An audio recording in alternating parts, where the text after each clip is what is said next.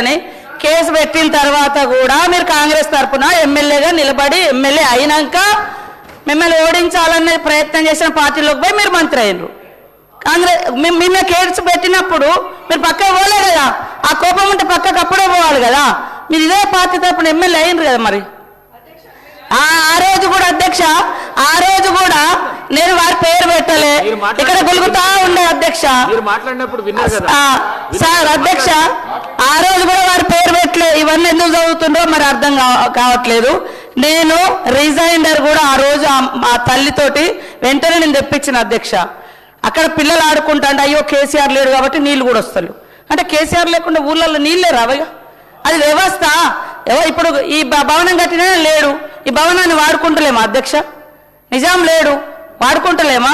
ఇవాళ మిషన్ భగీరథది మేము 100% సక్సెస్ చేయాలని, దాన్ని వృధా కాకుండా చేయాలని కాపాడడం కోసమే ఊళ్ళల్లో కూడా అవేర్నెస్ ఇస్తా ఉన్నాం.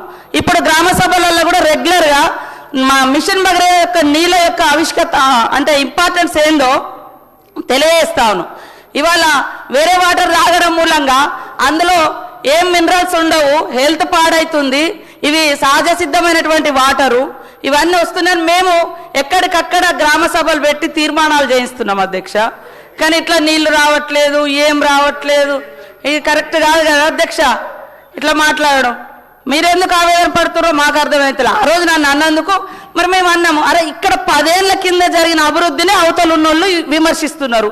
నేను టీడీపీ ఉన్నప్పుడు అధికారంలో లేని, ఓడిపోయినాకనే వచ్చిన, కాంగ్రెస్ అధికారంలో ఉన్నప్పుడు కూడా లేను సార్. కానీ ఈ పార్టీలో ఉన్నప్పుడు ఆ పార్టీ మంచి చెడులను కూడా భుజాన్ని వేసుకోవాల్సిన అవసరం ఉంటుంది. అప్పుడు మీరు మంత్రిగా ఉన్న విషయాలను కూడా అవతల వాళ్ళు విమర్శిస్తుంటే మీరు అక్కడ అవును అవును అనే మాట్లాడుతుంటే నాకు ఆవేశం వచ్చింది అధ్యక్ష.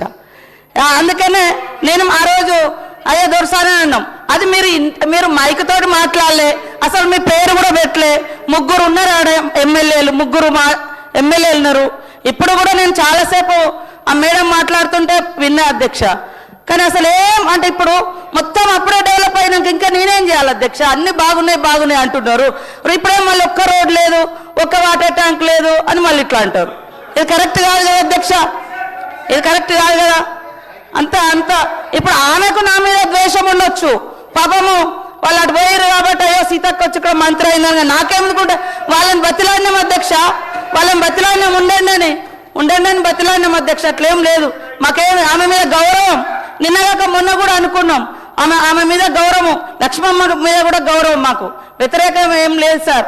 కానీ ఆ మాటలు అన్న తర్వాత ఫస్ట్ టైం నేను కూడా ఆ రోజు అన్నా అట్లాగా ఆ గవర్నమెంట్ 10 ఏళ్ళు వాళ్ళు మంత్రులు ఉన్నప్పుడు అన్న విషయాలను కూడా వాళ్ళు విమర్శిస్తుంటే, వాళ్ళని అట్లా సమర్థిస్తుంటే అప్పుడు అనాల్సి వచ్చింది అధ్యక్ష.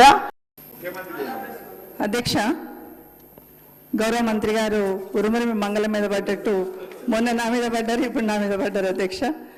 అర్థం కావట్లేదు అసలు. నేను తనకు పోటీ కాదు, తన ఆ పార్టీలో నేను ఈ పార్టీలో, తనకు అసలు పోటీ కాదు. మరి ఎందుకు కామెంట్ చేస్తున్నా నాకు అర్థం కాలేదు అధ్యక్ష. నేను ఆ రోడ్ ఎంబడి అక్కడ నుండి పోతా ఉన్నాను, అంతారం అనే విలేజ్ అధ్యక్ష. నేను మాట్లాడిన రోజు డేట్ కూడా తీసుకొని అక్కడే సెక్రటరీ ఉన్నాడు, అక్కడే వెళ్తుంటే చిన్న పిల్లోడు బిందెలో నీళ్ళు పడుతున్నాడు అధ్యక్ష. కొంచెం దూరం వెళ్ళి మళ్ళీ వెనక్కి వచ్చాను, బాధ్యత ఉంది కాబట్టి వెనక్కి వచ్చాను. ఏం బాబు ఎందుకు పట్టుకుంటున్నావు నీళ్ళు అంటే, నల్ల రాక 1 వీక్ అవుతుందమ్మా అన్నారు. ఇమీడియట్గా ఆఫీసర్స్కి ఫోన్ చేశాను అధ్యక్ష, ఏదో రిపేర్ ఉంది అందుకే రాలేదమ్మా అన్నారు. అమ్మ, వ్యవస్థలో లోపాలను ఎత్తి చూపిస్తాం అంతే తప్పిస్తే మీ మీద వ్యక్తిగతంగా కాదు. ఇక్కడ ప్రభుత్వంలో ఎవరమున్నా ప్రజాప్రతినిధులుగా రోడెంబడి పోతున్న ఏదైనా సమస్య ఉన్నప్పుడు, ప్రజలకు ఇబ్బంది ఉన్నప్పుడు దిగి అడుగుతాం. అది వ్యవస్థలో ఉన్న ఇబ్బందిని ఎత్తి చూపించడమే తప్పిస్తే అక్కడ అధికారులు పనిచేయకపోవచ్చు. ఇంతకుముందు సునీత గారు చెప్పినట్టు డబ్బులు ఇవ్వలేదు కాబట్టి మెయింటెనెన్స్ చేయలేకపోతాం అన్నారు. దాన్ని కూడా మీరు తప్పుపడితే ఎట్లమ్మా? వాటర్ వస్తలేవని చెప్తాను, మీరు దాన్ని సెట్ చేసుకోండి. ఎమ్మెల్యే గారు ప్లీజ్ అంటుండే, ప్లీజ్ అండి, రన్నింగ్ కామెంట్ వద్దు. నేను మాట్లాడిన తప్పుంటే చెప్పండి. నీళ్ళు రాకపోతే రాలేదని చెప్పండి, నేను ఎవరిని కామెంట్ చేయలేదు అక్కడ. అరే మీ పద్ధతి కాదండి బట్టి గారు, ఇది కరెక్టా? మీరు ఆలోచించండి.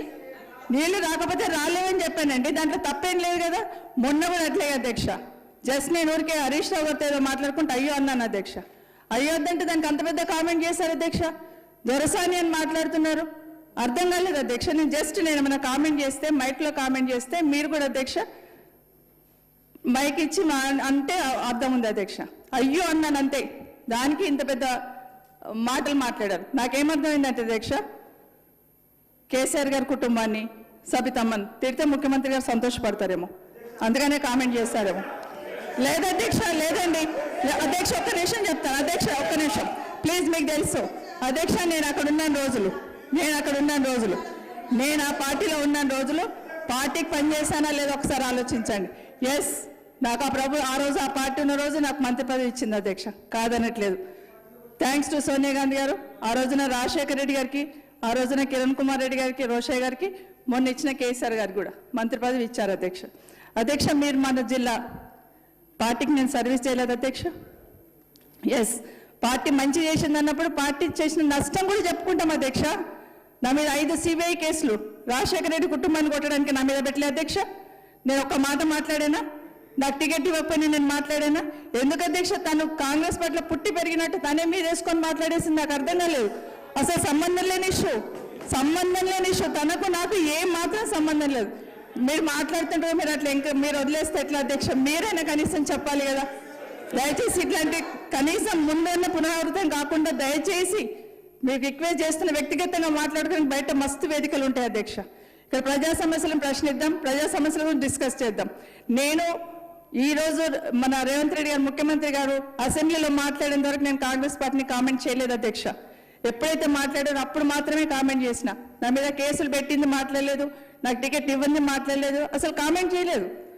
కానీ ఈరోజు మళ్ళీ కాంగ్రెస్ పార్టీ ఏంటంటే ఎస్ చేసింది, మంత్రి పదవి ఇచ్చింది, 5 CBI కేసులు కూడా పెట్టింది, అది కూడా మాట్లాడదంటే ఎట్లా అధ్యక్ష? దయచేసి గుర్తుపెట్టుకోండి అండి. ఒక్క నిమిషం ఆవేదనతోనే మాట్లాడుతున్నాను. ఎస్, CBI కేసులు మా కోర్టులో నమ్మకం ఉందండి, మేము ఏం చేస్తాం, మాకు నిజాయితీ ఉంది కాబట్టి ధైర్యంగా ఎదుర్కొంటున్నాం. ఆ రోజు కేంద్రంలో కూడా కాంగ్రెస్ పార్టీ ఉంది అధ్యక్ష. వాస్తవంగా ఒక్క మాట అన్నాను అధ్యక్ష, వీడియో చూసినని చెప్తున్నారు కదా. ఎస్, ఒక రిపోర్టర్ అడిగినప్పుడు అన్నాను, నాకు గౌరవించింది, నాకు మంత్రి పదవి ఇచ్చింది కాంగ్రెస్ పార్టీ, అట్లే నా మీద కేసులు కూడా పెట్టింది అన్నాను. తప్పేముంది అధ్యక్ష? తప్పేముంది? దానికి అంత పెద్ద కామెంట్ ఎందుకు అధ్యక్ష? అర్థం కాలేదు. థ్యాంక్ యూ అధ్యక్ష.